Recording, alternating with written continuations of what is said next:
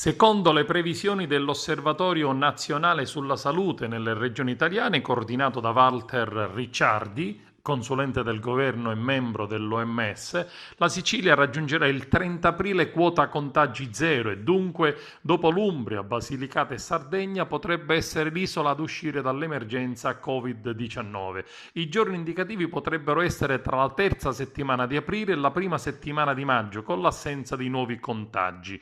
L'osservatorio ha effettuato un'analisi con l'obiettivo di arrivare all'azzeramento dei nuovi contagi ed è basato sui dati messi a disposizione dalla Protezione Civile dal 24 di febbraio ad oggi. Secondo la tabella elaborata, in Sicilia il 17 aprile si contano 2.625 contagiati e 190 decessi, mentre l'azzeramento dei contagi è previsto a partire dal 30 aprile, a differenza delle regioni del centro-nord, dove il contagio è iniziato prima e l'azzeramento avverrà non prima del 28 giugno. Gli esperti avvertono che le proiezioni tengono conto dei provvedimenti di lockdown, cioè di chiusura totale o parziale. Eventuali misure di allentamento con riaperture delle attività e della circolazione di persone renderebbero le proiezioni non più verosimili.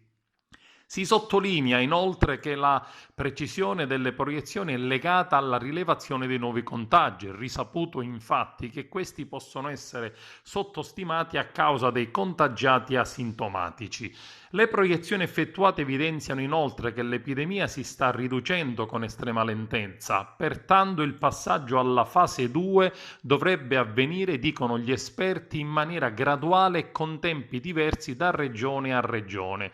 Una eccessiva anticipazione delle misure di contenimento decise potrebbe probabilmente ricondurci pesantemente indietro, vanificando soprattutto gli sforzi ed i sacrifici sinora effettuati.